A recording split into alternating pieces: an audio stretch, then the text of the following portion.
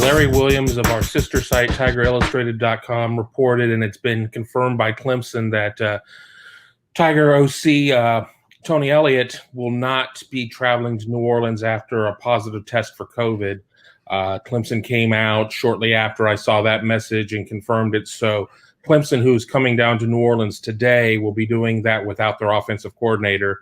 And, you have to wonder how much, what that means, how they shift things around. We've seen Ohio State have to go without assistance at a couple of different games. Losing a coordinator is not a small thing.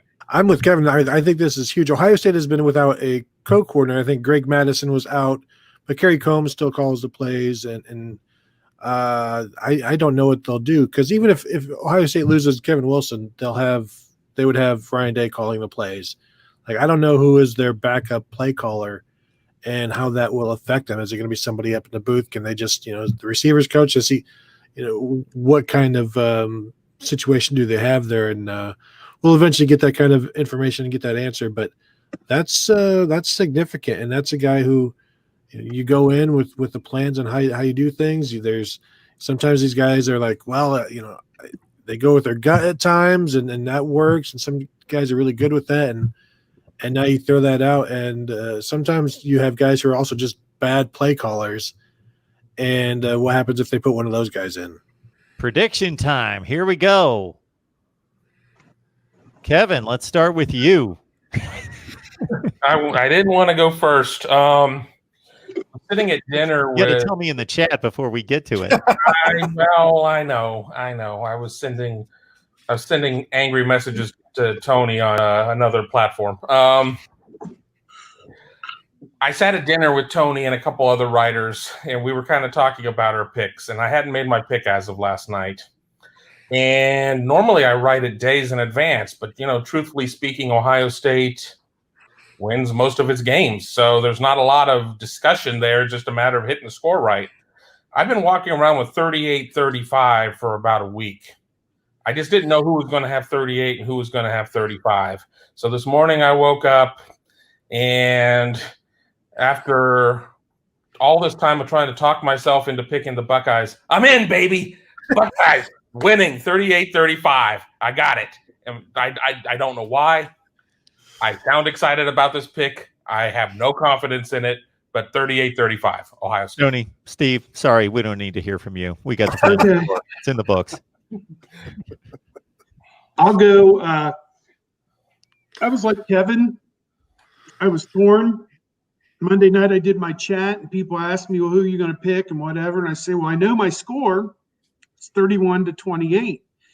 And it could be a field goal at the end. It could be overtime. It could be, any number of different scenarios, I guess. But I just think, as I kind of alluded to earlier, I think to go off what we saw last year and assume that Clemson's a better team than Ohio State. Ohio State outplayed Clemson last year. They had over 500 yards total offense in the game against Clemson last year, just failed to put the ball in the end zone in the red zone. I mean, that's the gist of it.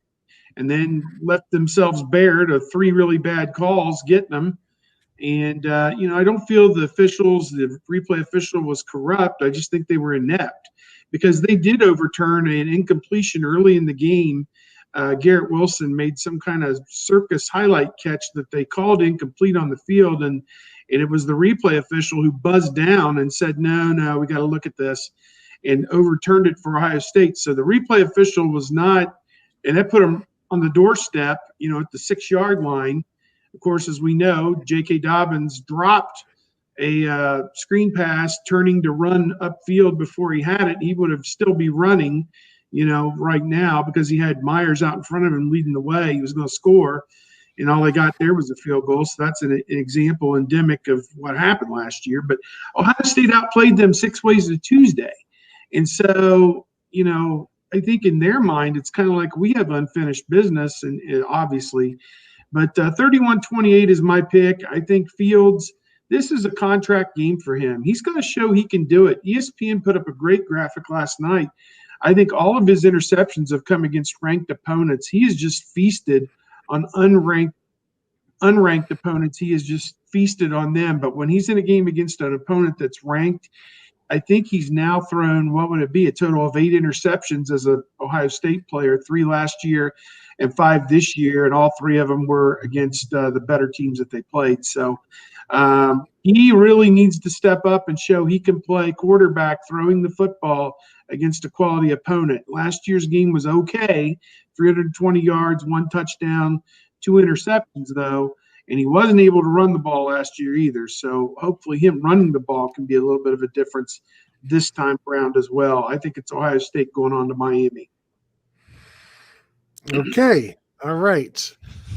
I am going 31-27, and with that score, I realize after the fact that I'm well under the under of I believe the over under is like 66.5. So I've got the under when the 2 issues here are both defenses. So I'm not sure that that's the best pick, but I am taking Clemson to come away with the 31-27 win. It should be noted that I apparently picked Clemson last year as well. I don't know if I did it here. I probably hedged my bets and just I picked each team differently. That way I know I'm right somewhere. But I am going 31-27. Although if I had known the Tony Elliott situation, maybe I go 28-27 Clemson.